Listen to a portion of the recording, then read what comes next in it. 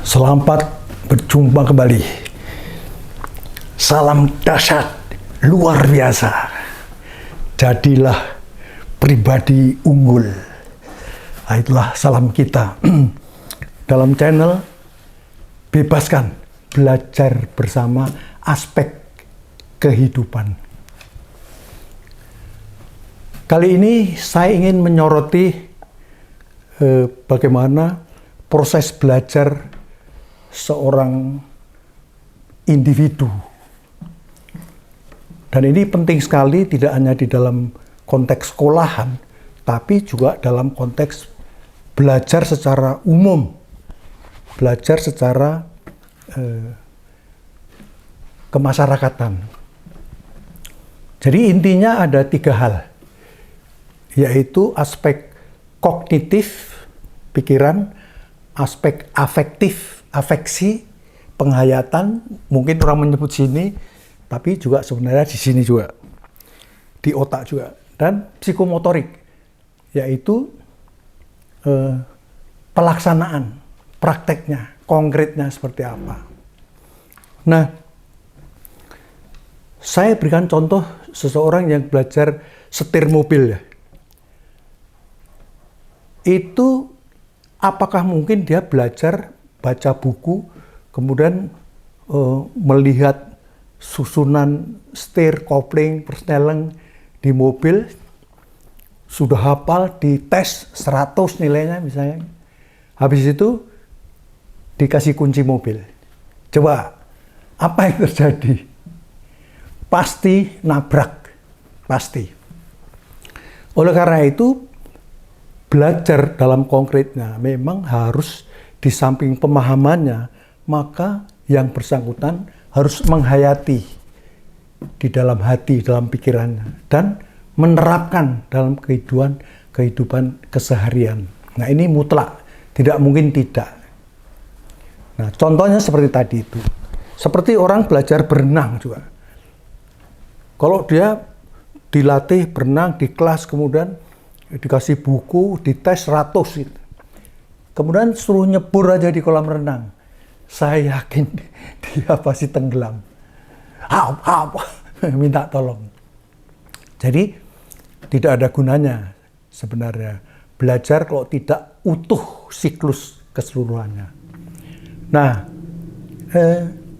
dalam kognisi ini, kognitif ini, memang orang perlu tahu apa teori, apa konsepnya, boleh baca buku sedalam mungkin. Tetapi tentu itu tidak cukup, harus dilakukan penghayatan. Contoh konkret, real, penghayatan itu dilakukan dengan tes, dengan menghafal, dikasih tugas. Kalau kita ya latihan shadow boxing misalnya gitu. Baru nanti penerapan yang sebenarnya.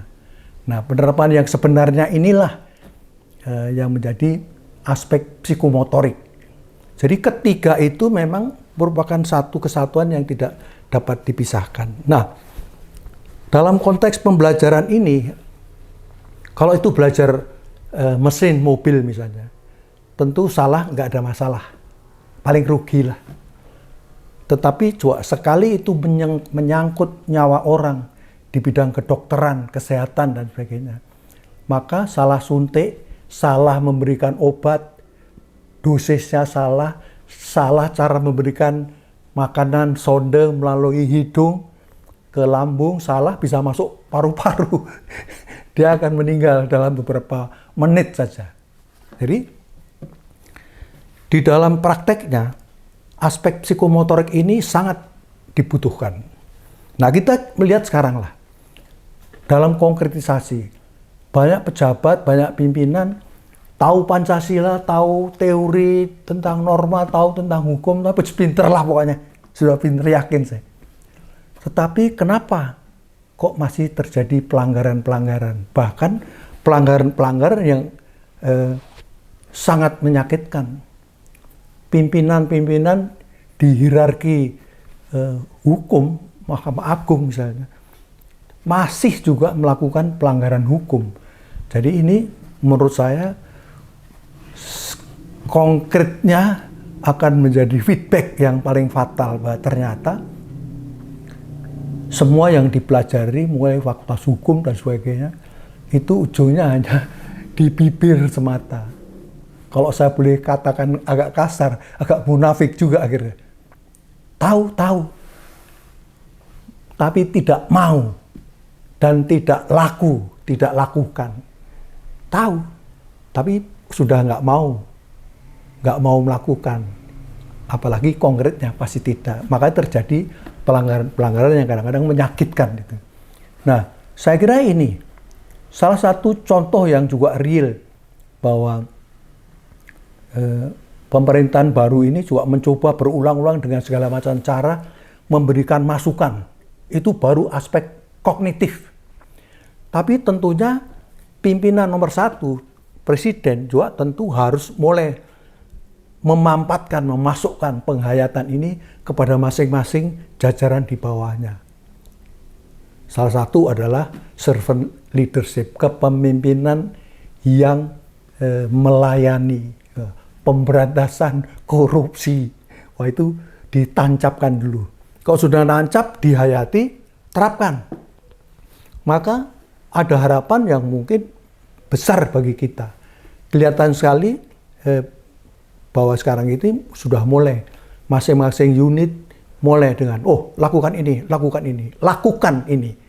Nah, sampai presiden sendiri pun sampai ke Papua sana melihat bagaimana penerapan supaya intensifikasi penanaman padi. Nah, kalau itu sudah berhasil, saya kira akan hebat negara kita. Saya kira cukup. Nah, terima kasih. Kalau berkenan silakan like, share, berikan komentar. Yang sudah memberi komentar terima kasih. Dan subscribe supaya channel kita ini akan semakin hari semakin berkembang. Salam dahsyat, luar biasa. Jadilah pribadi unggul. Terima kasih.